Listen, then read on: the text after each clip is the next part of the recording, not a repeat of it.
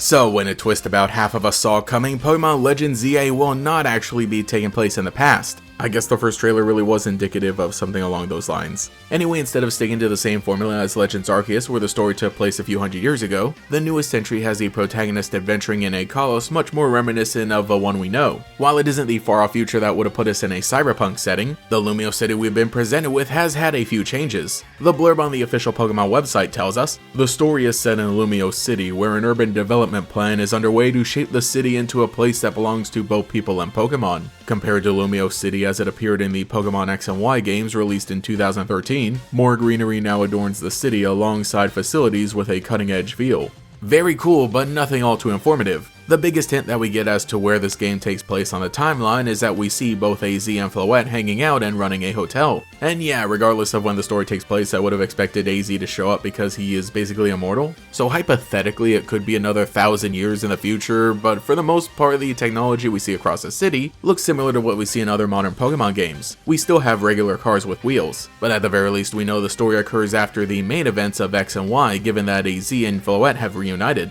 They're both running a hotel, so it would have to be long enough for them to have started a business and run it successfully. Though AZ's hair does look a little longer than it did in the Generation 6 game, so there's that. Just spitballing here, but I imagine that Legends ZA could be at least 10 years after X and Y, simply because we recently had the decade anniversary for the games, and I think it would be a nice round number in the same way we had the aged up versions of Red and Blue in Pokemon Sun and Moon, which was an anniversary game. That feels like a reasonable amount of time for the Holocasters to make the jump that we see here, and probably enough for things like the Wild Zones to have been built. But as we know, the main task we'll be carrying out is one to redevelop Lumiose City, so maybe constructing the Wild Zones will be part of our responsibilities. Though the one thing that really has me thinking is that the protagonists look a little familiar. While I think the female sort of resembles the player's mother from X and Y, the male is a near-dead ringer for Professor Sycamore. So there's now a decently popular theory in like the 3 hours since the trailer dropped, because apparently I wasn't the only one who noticed this, that the protagonist could be the children of Professor Sycamore. Maybe not exactly both him and the mom, because that would be very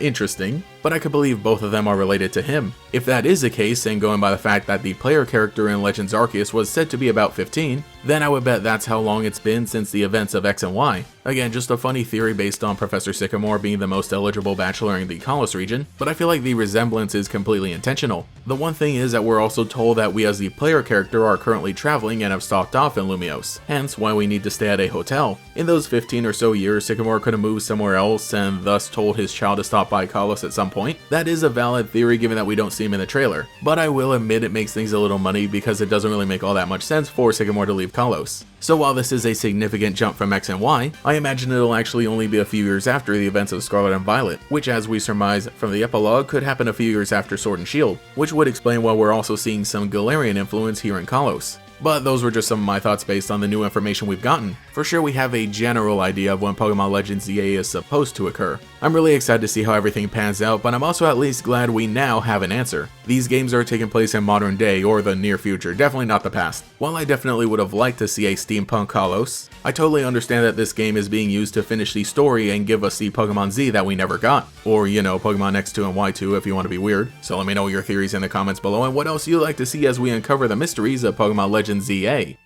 Thank you to every channel member for your continued support, including the Great Gators, Young Ant, Sir Denchik, Trinland, Banjo Yay, Star, Indecisive Idiot, Hydro, Al Rome, Slimy Chris, Nothing Normal, Dylan's Potatoes, Fred, SB Jump, Micah, Gavin Eric, Alex with Shiny Hunts, DeAndre, GigaWiiU64, Justin Dows, Queued Up, Izzian, Tyler Hopper, Lockadox, KoiKoi13, Cemetery Hill, Cosmo Zero, Cheez-It62, GatorKid509, TF, Mathiclog947, Tajirai, Justin R, Phantom, and Quago. If you would like to support See Your Name here, get access to emotes for comments, live streams, sometimes early videos, and our podcast I'm getting caught up on, you can become a channel member today. You can also follow me on Twitter and Blue Sky as well for more memes. Anyway, this is GatorX, and I'll catch you all later.